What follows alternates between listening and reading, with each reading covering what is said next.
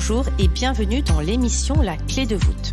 Je suis Audrey Carsalane, coach, autrice et femme médecine.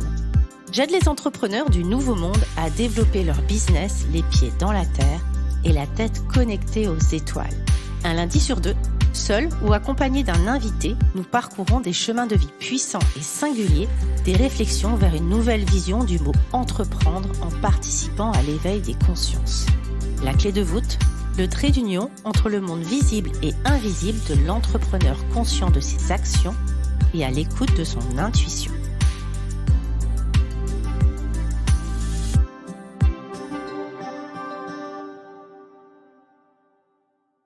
Bonjour et bienvenue. Cette semaine, je suis ravie d'accueillir Iris Quentin, plus connue sous le nom des Chroniques du Tarot. Iris est tarologue et étudiante en égyptologie. Au travers de programmes et d'initiations en ligne, elle fait le lien entre la tradition ésotérique et spirituelle égyptienne et celle du tarot de Marseille en passant par l'alchimie et la magie. Iris sortira courant rentrée 2022 un coffret avec un livre et un tarot mélangeant l'archétype égyptien et le tarot de Marseille. On a hâte. Pour ma part, je suis Iris Dixit, les Chroniques du Tarot, depuis quelques années sur Instagram. Et j'ai également eu l'occasion de faire un de ces programmes Lightworker. C'est donc un plaisir et une joie de l'accueillir aujourd'hui. Bienvenue à toi, Iris. Bonjour. Est-ce que tu peux rapidement nous présenter le livre que tu as choisi, nous le pitcher un petit peu et nous dire ce qui symbolise pour toi, pourquoi tu l'as choisi? Alors, moi, j'ai choisi le livre Le Passage des sorciers de Taïcha Ablar, qui parle de chamanisme. C'est un livre que j'ai lu c'était il y a peut-être une quinzaine d'années, que j'avais trouvé dans un Emmaüs. Et c'est un livre qui m'a absolument fascinée et qui expliquait certains phénomènes que je pouvais vivre depuis mon enfance, sur lesquels je n'arrivais pas à mettre de mots. Le Passage des sorciers, en fait, c'est une autobiographie de Taïcha Ablar qui raconte en fait son initiation, qui va la mener jusqu'au passage des sorciers, qui est en réalité ce que les chamans appellent le vol abstrait, qui est le passage de notre monde ordinaire à un autre monde, une autre réalité, le monde des esprits. Et donc, en fait, elle fait partie du clan des Ablar, qui appartiennent à l'école de l'enseignant Don Juan Matus, qui était donc le maître de Carlos Castaneda, l'anthropologue. Et donc, c'est un livre qui est absolument magique, fascinant, donc, sur l'initiation de cette femme qui a été choisie pour être initiée par les sorcières du clan Ablar. Merci beaucoup, Iris. Et toi, qu'est-ce qui symbolise pour toi ce livre? Pour moi, ce livre, il symbolise le point en fait de jonction dans ma vie, à partir duquel j'ai décidé de me reconnecter en fait à l'invisible. D'accord, merci beaucoup. Ça me fait une super transition parce que tu parlais de quand tu étais petite fille, justement. Quel genre de petite fille étais-tu? Alors moi, j'étais une petite fille très rêveuse. Je détestais l'école. J'ai toujours détesté le cadre, les cadres que j'ai toujours fait éclater. Donc ça a été très compliqué pour moi, l'école. J'étais une petite fille qui était pleine de joie à la maison, très créative, très rêveuse et très, très, très connectée au monde des esprits, déjà. Sous quel filtre tu voyais la vie? Alors moi, je voyais la vie sous le filtre de la liberté. C'est-à-dire que j'avais du mal à comprendre qu'on m'oblige à aller à l'école alors qu'il y avait des choses bien plus intéressantes à explorer dans le monde. J'avais peur de grandir et de devenir adulte parce que ça me semblait être un monde ennuyeux et vraiment pas drôle du tout. Donc ça a été compliqué aussi justement de grandir et d'accepter de grandir. Ça a été, on va dire, une initiation pour moi. Donc voilà.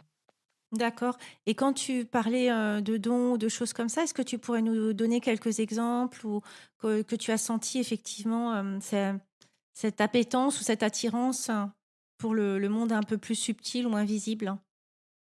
En fait, j'avais des manifestations déjà quand j'étais enfant, visuelles, des mondes invisibles, mais pas que visuels. J'avais déjà intérieurement un monde, déjà des rêves, hein, sur le plan onirique, c'était, très riche et puis, une connexion, en fait, à des êtres qui sont, sur d'autres plans. Donc j'ai très rapidement, ressenti qu'il y avait une autre réalité et puis, j'ai été plutôt bien accompagnée parce que, il y avait l'ouverture, en fait, hein, dans la famille, pour ce genre de choses, qui a du coup, facilité, en fait, cette connexion, en fait, hein, à l'invisible. Donc voilà, certains diraient que c'était de la médiumnité, d'autres une sensibilité, voilà. Mais en tout cas, j'ai communiqué avec, des défunts, j'ai eu, des expériences extrasensorielles et des expériences mystiques, en fait, aussi, en étant enfant. D'accord, merci beaucoup. Comment tu as navigué avant, d'entamer, ta vie professionnelle? Ouh là, ça a été compliqué parce que, j'ai travaillé, en fait, pendant 4 ans, dans une entreprise dans laquelle, je me sentais complètement enfermée. J'habitais en région parisienne à cette époque et puis, comme la plupart du temps, je fais éclater les cadres, c'est ce qui s'est passé et puis j'ai eu la possibilité de me faire, licencier à l'amiable par mon patron. Donc j'ai décidé de partir à l'étranger. Donc je suis partie en Inde, j'ai suivi en fait simplement, les signes de la vie. Je suis partie en Inde, puis après j'ai voyagé partout en Asie, au Tibet, en Chine, Népal, Asie du Sud-Est. Je suis tombée enceinte de ma fille, donc j'ai passé, ma grossesse en Asie et puis je suis rentrée en France pour accoucher et quand ma fille est née, je me suis dit que, je pourrais pas continuer à vivre, de cette manière et qu'il fallait que je trouve un moyen en fait, de travailler pour moi, pour pouvoir m'occuper d'elle et passer du temps avec elle. Et donc c'est à partir de ce moment-là où j'ai commencé à réfléchir en fait à un moyen, de gagner ma vie autrement que par, le biais d'une entreprise, et du salariat. Et du coup, c'est comme ça que sont nées les chroniques du tarot ou il y a eu un avant les chroniques du tarot? Alors il y a eu un avant les chroniques du tarot, le tarot était dans ma vie déjà depuis que j'ai 17 ans, parce que ma mère tirait les cartes, hein, déjà quand j'étais petite, hein. Elle faisait du tarot psychologique, hein, pas du tout de voyance ou quoi. Mais les chroniques du tarot, c'est venu beaucoup plus tard. En fait, j'ai commencé en faisant du recyclage textile à l'époque, donc où je vivais en yourte, puisque je suis partie, vivre, en autonomie, dans la nature, dans une yourte et je faisais du recyclage textile, donc je récupérais des vieux draps, des vieux, vêtements avec des fleurs et je découpais dedans pour faire des patchworks et je faisais des grandes robes et des grandes jupes de gitane que je vendais à l'époque sur internet. Je faisais tout ça à l'électricité, solaire, fait qu'il y avait vraiment une éthique, dans le travail et voilà et ça marchait, plutôt bien. Donc ça me permettait à l'époque, de vivre, mais j'avais très peu de besoins étant donné que, je vivais en yourte, j'avais pas de crédit, j'avais pas de loyer, j'avais pas d'eau à payer puisque j'avais un puits, pas d'électricité puisque j'avais pas d'eau solaire, donc un potager, des chèvres pour mon fromage, donc en fait j'avais très peu, besoin d'argent et c'était très bien comme ça. Donc en fait, je vivais avec juste ce dont j'avais besoin, en fait. C'est justement ça qui a fait Ouais. qu'on s'est mis à échanger, sur, Instagram récemment, sur cette notion d'abondance et notre sentiment commun, tu m'arrêtes, si je me trompe, sur, peut-être notre besoin de redéfinir cette notion d'abondance. Mmh. Est-ce que tu peux nous donner, toi, ta vision du mot abondance?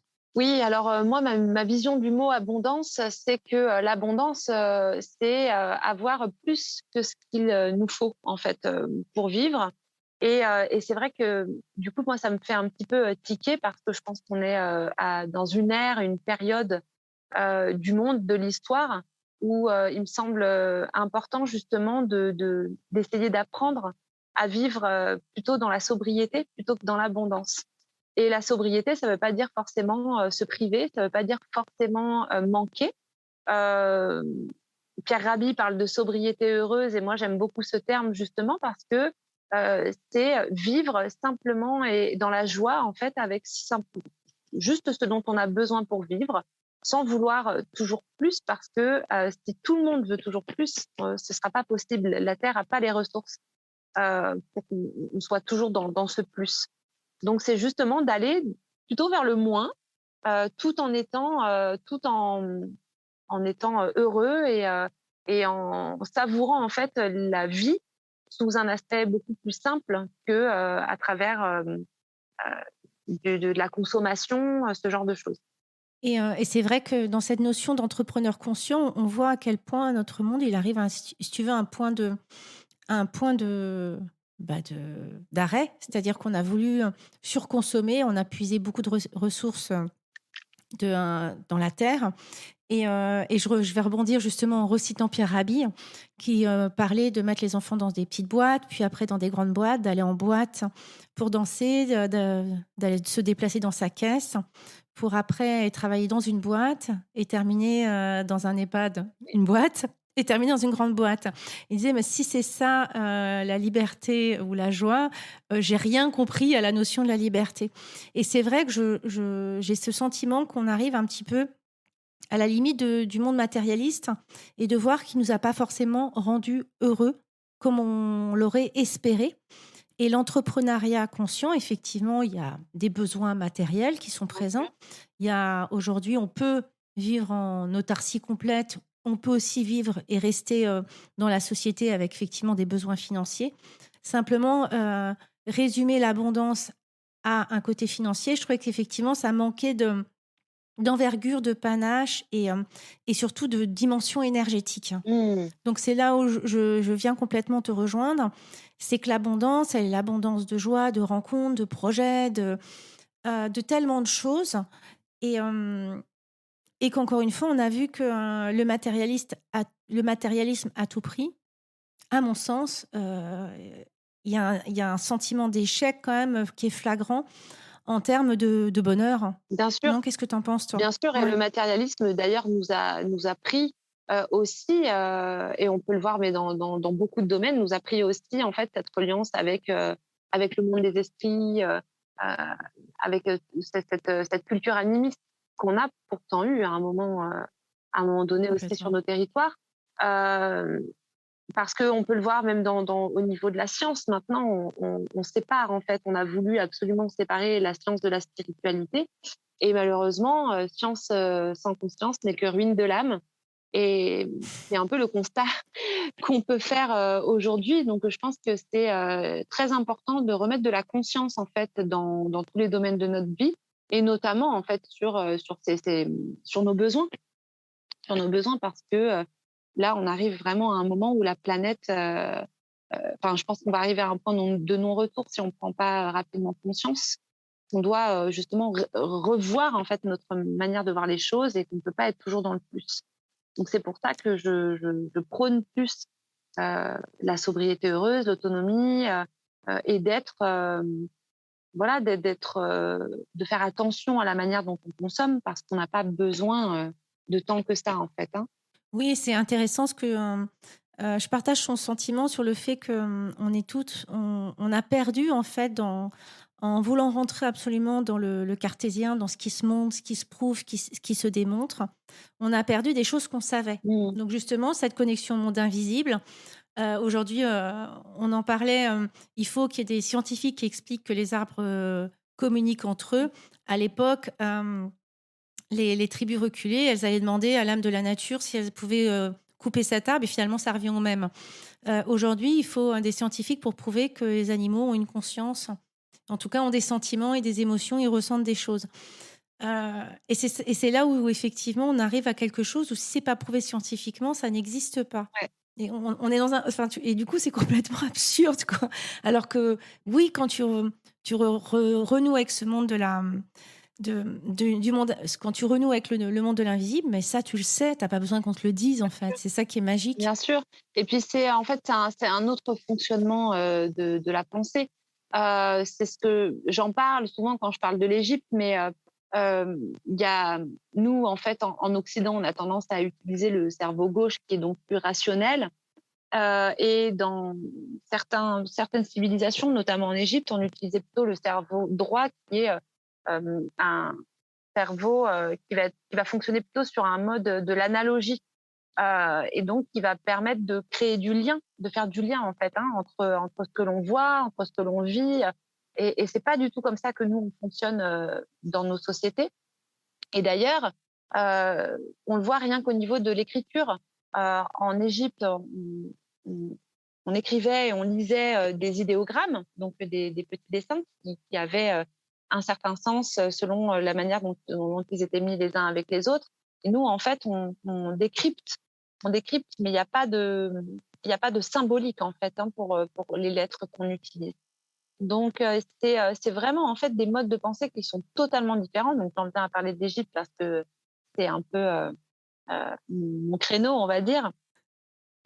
Et donc, on a perdu ce lien en fait avec, je pense, le cerveau droit, et on utilise principalement le cerveau gauche qui fait de nous des êtres. Alors moi, je veux pas cracher sur l'Occident parce que voilà, c'est de là où je viens et il y a aussi énormément de belles choses, mais je trouve que c'est dommage qu'on se soit tant déconnecté de l'imagination, de, de de la joie en fait que ça peut être en fait de vivre à travers justement ces analogies, le monde des synchronicités, de faire tous ces liens en fait. Ça donne du sens à la vie et ça la rend beaucoup plus magique que ce qu'on nous propose actuellement. Je partage ton sentiment. L'Occident, effectivement, a choisi un mode plus rationnel. Il n'est pas exclu qu'il n'y ait pas un retour de ce monde et il y a un engouement, je pense, en tout cas, il y a un intérêt il y a eu pour le développement personnel, qui est déjà une porte d'entrée, pour justement l'invisible, je le vois éclore sur les réseaux sociaux. Et donc, je pense que du coup, il y a un attrait qui se fait et que c'est pas parce on n'en parle pas, parce que justement, ça peut rester encore un petit peu tabou ou Mmh. abstrait, qu'il n'existe pas en Occident, en tout cas. Bien sûr, bien sûr. Ouais, ouais. Du coup, quand est-ce qu'ont démarré les chroniques du tarot? Alors les chroniques du tarot ont démarré en 2017. C'est là, alors un petit peu avant, mais on va dire officiellement, ça a démarré en 2017. Ça faisait longtemps que je voulais vraiment me lancer sur cette voie. Et puis bon, la vie faisait que c'était pas possible avant ça, et voilà, donc j'ai commencé avant 2017 bien sûr, mais en 2017 j'ai lancé l'entreprise Les Chroniques du Tarot, et ça j'ai été un peu dépassée très rapidement d'ailleurs. Tu as commencé en proposant directement des programmes. Comment ça a démarré, en fait, cette envolée? Alors au départ, en fait, j'ai commencé par proposer des consultations de tarot, donc tarot humaniste, tarot psychologique. Et puis le bouche à oreille en fait a fait que très rapidement, j'ai eu énormément de demandes. Donc je pouvais pas répondre à toute la demande que j'avais. Donc j'ai fait ça à peu près pendant un an. Voilà, j'ai tiré les cartes aux gens pendant à peu près un an, principalement à distance. Et puis à un moment donné, en fait, je me suis rendu compte qu'il y avait quand même pas mal de personnes qui entraient dans la dépendance, voilà, de ce que je pouvais, des tirages de cartes, même si c'était du domaine psychologique. Moi, je suis pas psychologue, j'ai pas cette formation-là. Du coup, je me sentais pas de faire un accompagnement réel, dans ce domaine-là. Donc, j'ai décidé d'arrêter les formations pour former les gens en fait, pour qu'ils soient autonomes et puissent faire eux-mêmes leur tirage de cartes, développer leur intuition. Et puis, petit à petit, j'ai commencé aussi à proposer des formations, enfin des programmes en fait en lien avec l'Égypte antique, en faisant le lien aussi avec le tarot de Marseille, toujours. Et voilà, ça a évolué de cette manière. Et c'est quoi d'ailleurs le lien entre l'Égypte et le tarot de Marseille? Alors là, comme ça, à expliquer, comme ça brièvement, ce serait un peu long, D'accord. long et compliqué, mais on va dire que l'enseignement ésotérique égyptien, c'est un enseignement qui a traversé les âges et qui est arrivé jusqu'à nous, et qu'on retrouve en fait dans le tarot de Marseille, mais c'est aussi un enseignement universel, hein. C'est pas que un enseignement égyptien, même si il provient de là-bas. Peut-être qu'il avait d'ailleurs une origine encore avant, si on imagine que l'Atlantide ait existé. Mais c'est un enseignement initiatique qu'on retrouve d'ailleurs dans plusieurs traditions initiatiques. Merci beaucoup. Cette émission, elle s'appelle La clé de voûte et elle symbolise le trait d'union entre le monde visible et invisible. Iris, je voulais savoir, comment arrives-tu à garder les pieds sur terre et la tête dans les étoiles? Alors ça, c'est une bonne question. déjà, j'ai 2 enfants, donc voilà, c'était un bon point d'ancrage quand même. C'est clair. Voilà, j'ai 2 loulous, qui grandissent bien quand même maintenant puisqu'ils ont 9 ans et demi et presque 14 ans. Donc déjà ça m'aide beaucoup à garder les pieds sur terre et après je pense que en fait, je crois que ce qui m'aide vraiment à garder les pieds sur terre parce que je suis quand même dans un domaine, mystique, hein, on peut le dire, c'est, que je m'appuie, j'ai vraiment un socle, qui est la tradition et l'histoire. Voilà, c'est pour moi très important d'avoir un socle de connaissances qui est basé sur des recherches historiques. Donc c'est pour ça que j'étudie, l'égyptologie, parce que c'est un garde-fou. Ça permet d'éviter de se raconter des histoires déjà.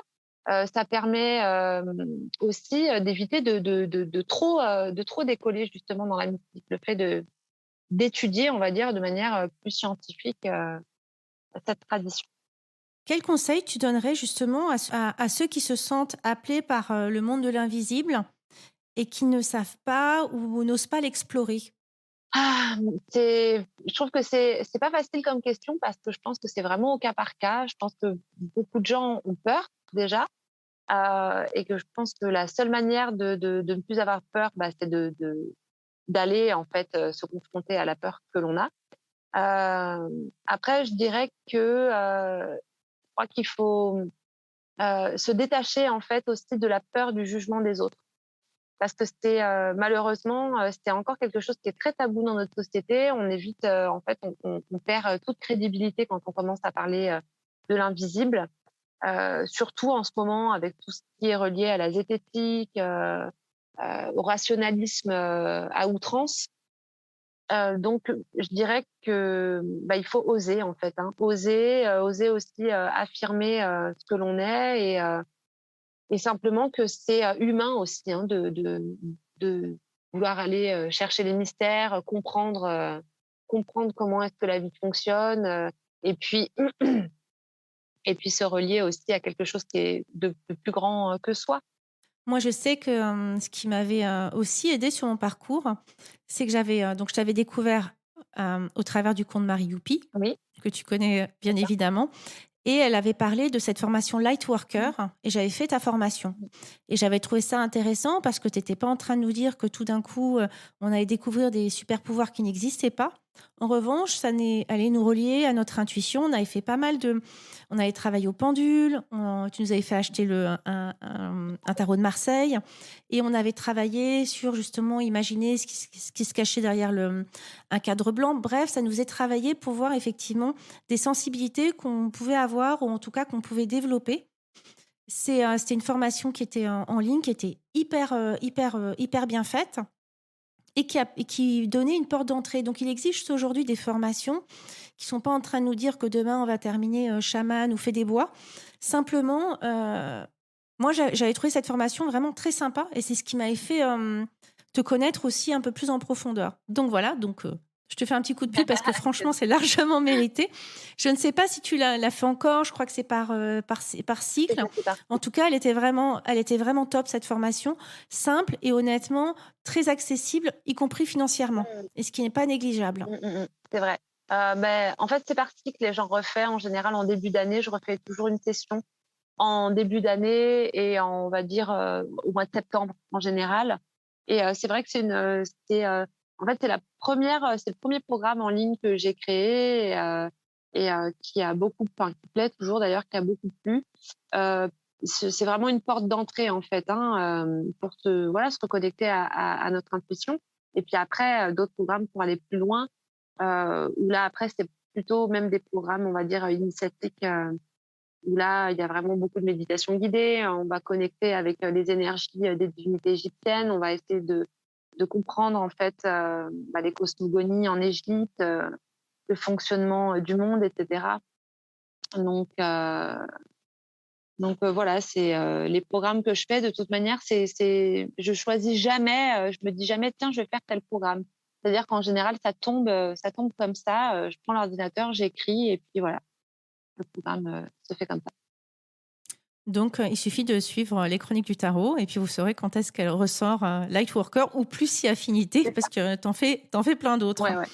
Hem Penses-tu, alors ça c'est la phrase que je pose à tout le monde, mais du coup je souris, penses-tu que la connexion à plus grand que soi est un atout dans ta vie professionnelle? Bah, voilà, bah, Oui. Bon. sans ça, il y aurait pas les chroniques du tarot, donc oui, c'est clair. Et puis, en plus, c'est vraiment, c'est-à-dire que moi, je me considère vraiment comme étant, au service de ce qu'il y a justement au-dessus de moi. Donc, je prends mes décisions en fonction de ça, par rapport à mes ressentis, pour essayer de toujours, respecter, on va dire une harmonie, l'harmonie de tout en fait, hein, de l'univers, voilà, j'essaie de fonctionner comme ça, comme je peux et puis, voilà. Que répondrais-tu si on te disait: «Iris, tu sympa, t'es un peu perché quand même, hein?»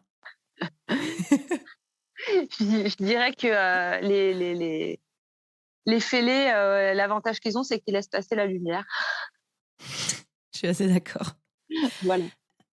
Qu'est-ce qui fait de toi un être à part?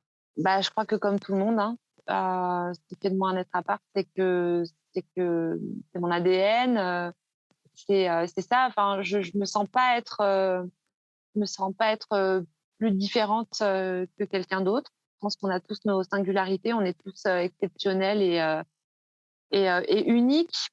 Voilà, donc je me sens pas, plus unique que quelqu'un d'autre. Et du coup, ce serait quoi ta singularité alors? Ma singularité, j'ai ce qu'on appelle le syndrome d'Asperger, donc c'est une forme d'autisme, qui, qui fait effectivement de moi quelqu'un de singulier dans le sens où ça crée enfin, c'est ce qui m'a permis en fait de vraiment vivre comme je l'entendais parce que, j'avais, une telle difficulté à m'adapter au monde et aux autres que j'étais obligée en fait par survie, de voir ma vie et de diriger ma vie en fait, et de faire en sorte que dans cette vie justement je me sente libre, pas étouffée et que je vive en accord avec ce que je suis. Aujourd'hui, parce que du coup, je te suis sur Instagram, tu as une yourte, tu vis toujours dans une maison. Comment ça se passe, ta vie? Alors je vis plus en yourte, mais j'ai une yourte toujours, je d'ailleurs là actuellement je suis dans ma yourte. Ma yourte c'est justement c'est mon refuge, c'est, aujourd'hui mon lieu de travail, donc j'y passe, toutes mes journées. J'y dors aussi des fois, quand, je prépare un programme ou quand j'écris, bah, pour l'écriture de mon livre et cetera, je passe tout mon temps dans ma yourte en fait et après j'ai une maison à côté donc la yourte est, sur mon terrain parce que j'ai toute une forêt en fait, voilà, j'habite, à moitié dans la forêt et c'est vraiment mon refuge. J'ai besoin d'avoir un lieu pour moi dans lequel c'est mon espace. J'ai toutes mes affaires, j'ai voilà, mon hôtel, dans lequel je peux venir me ressourcer, quand j'en ai besoin. D'accord, et du coup, comment tu arrives à faire cet équilibre entre vie perso, vie pro? Est-ce le monde invisible, il est présent dans les 2 domaines? Est-ce que tu segmentes? Comment ça se passe pour toi? C'est présent dans les 2 domaines, c'est-à-dire que je fais pas de je il y a pas de séparation entre mon travail et ma vie. Donc oui, l'invisible est présent tout le temps. Je vis avec et je le vis bien d'ailleurs. Et alors j'ai moins de manifestations dans cette maison que là où j'étais avant, mais voilà, il se passe quand même, pas mal de choses, mais plus même, intérieurement, on va dire. Donc bon, voilà, c'est ma vie, j'ai l'habitude, je vis très bien avec. Et c'est quoi, on arrive vers la fin, mais j'avais quand même envie de te poser, c'est quoi une journée, passer une journée avec Iris, ça donne quoi? Alors, une journée avec moi, on va dire globalement, une fois que les enfants sont à l'école, c'est, le rituel du thé. Je monte à la D'accord. yourte, voilà, je monte à la yourte, je prends le temps, j'ai mon petit rituel, donc j'allume une bougie, j'allume de l'encens. Des fois, j'ai des intentions, des fois, c'est juste une prière. Des fois, je fais des offrandes, avec les enfants aussi dans mon rond de sorcière, j'ai un rond d'arbre à côté où on fait des offrandes, justement pour les esprits de la nature. Et puis après, tranquillement, je me mets au travail, mais je prends toujours mon temps. Voilà, moi j'ai choisi aussi, d'être auto-entrepreneur pour avoir le temps de vivre surtout, Mmh. et de savourer la vie de pouvoir vraiment profiter de chaque instant, et je m'en prive pas. Je kiffe vraiment ma vie, quoi. Tu as gardé une part d'autonomie? Est-ce que tu as encore un potager, des brebis, des choses comme ça? J'ai plus les chèvres. J'ai encore un potager qui va d'ailleurs s'agrandir l'année prochaine. Là, la maison, ça fait pas très longtemps en fait que j'ai acheté cette maison, mais il va y avoir des panneaux solaires bientôt là, donc elle va être autonome en électricité. Elle va être autonome, une partie autonome en eau puisque j'ai fait installer là des récupérateurs d'eau de pluie et des grosses gouttières pour pouvoir récupérer l'eau pour les toilettes, et puis pour éventuellement la douche. Donc petit à petit, la maison devient autonome. Donc oui, je suis toujours dans cette idée-là. J'essaie de faire attention à ma consommation. J'essaie d'acheter principalement sur Vinted ou Le Bon Coin, tu vois, d'occasion, pour pas avoir à consommer des nouvelles choses. Et puis après, je vis sans vraiment compter parce que je dépense pas énormément. Et puis après, je fais confiance au cycle de la vie, voilà, tout simplement. As-tu du coup l'impression d'être complètement dans cette sobriété heureuse et dans cette abondance? Alors je pense que j'y suis pas encore comme j'aimerais l'être, parce que la maison est pas encore tout à fait installée. Donc je sais que voilà, il va y avoir encore des frais, par exemple pour les panneaux solaires, tout ça. Mais par contre, une fois que la maison sera installée, oui. C'est vraiment, je vise vraiment à vivre vraiment le plus simplement possible, parce que c'est comme ça que j'aime vivre, c'est comme ça que j'ai vécu pendant pas mal d'années, et ça m'a vraiment rendue très heureuse de vivre de cette manière-là. Et je suis toujours heureuse, mais j'ai envie de participer aussi à ce qu'on appelle l'ère du Verseau, ce nouveau monde vers lequel on arrive, qui va devoir passer de toute manière par quelque chose, par l'autonomie, l'écologie. Tu peux nous dire quelques mots sur l'ère du Verseau, justement? Ah bah là, on arrive, je pense, dans une ère. On est vraiment à un moment. C'est une époque très charnière. Je pense que ça va être une époque dans laquelle on va être vraiment reliés. On va devoir se relier vraiment les uns aux autres. On va devoir faire preuve de solidarité plus que jamais. Surtout que nous, en fait, en Occident, on n'a pas connu. Toutes nos générations, on n'a pas connu de véritables galères, on n'a pas connu la guerre, on n'a pas connu de grandes problématiques financières et climatiques. Et malheureusement, on y vient, on le sait de toute manière, qu'au niveau du climat, on va vers quelque chose là qui va devenir compliqué. Donc, on va devoir opérer un changement radical en fait de paradigme dans notre manière de vivre, dans notre manière de penser. Qui j'espère sera pas trop violent, mais il va falloir faire preuve de beaucoup de fraternité. Ça va être super important en fait, d'être là aussi pour aider les autres, pour ceux pour qui c'est plus difficile, d'être à l'écoute des autres, de pas être dans le jugement, ce qui est pas facile en ce moment avec tout ce qui se passe. Et je pense que c'est un peu un challenge et presque une initiation justement, de rester en fait dans l'amour, tout simplement, en fait, vis-à-vis des autres. Merci beaucoup, Iris. Faudrait. Est-ce que tu aurais un mot de la fin? Un mot de la fin, le mot de la fin, qu'est-ce que je pourrais dire? Soyez heureux, soyez joyeux, essayez de trouver la joie coûte que coûte. Je dirais que c'est important aussi de se rappeler que notre passage sur terre est quand même assez bref. Donc, faire en sorte qu'il laisse, on va dire, le moins de traces possible de manière écologique, et les plus belles traces, en fait, sur un point de vue plus spirituel ou plus spirituel, quelque chose de joli, de doux, et qui participe à l'émergence de cette ère du Verseau sur quelque chose de positif. Merci beaucoup, Iris. Merci à toi. J'espère que cet épisode vous aura plu. N'hésitez pas à le partager à des personnes qui veulent elles aussi créer les pieds dans la terre et la tête connectée aux étoiles. Retrouvez l'ensemble des informations et des liens dans le descriptif de l'épisode ainsi que sur mon site audreycarsalade.com. N'hésitez pas non plus à laisser un commentaire si vous avez des suggestions, des idées ou tout simplement si vous avez aimé cet épisode. Pour cela, rien de plus simple, filez sur Apple Podcast et n'oubliez pas les petites étoiles.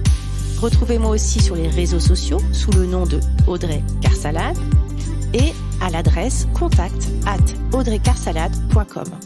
N'oubliez pas non plus de vous abonner à la Clé de voûte sur votre plateforme d'écoute podcast préférée pour être informé de la sortie du prochain épisode. Bonne semaine à tous et merci de votre écoute.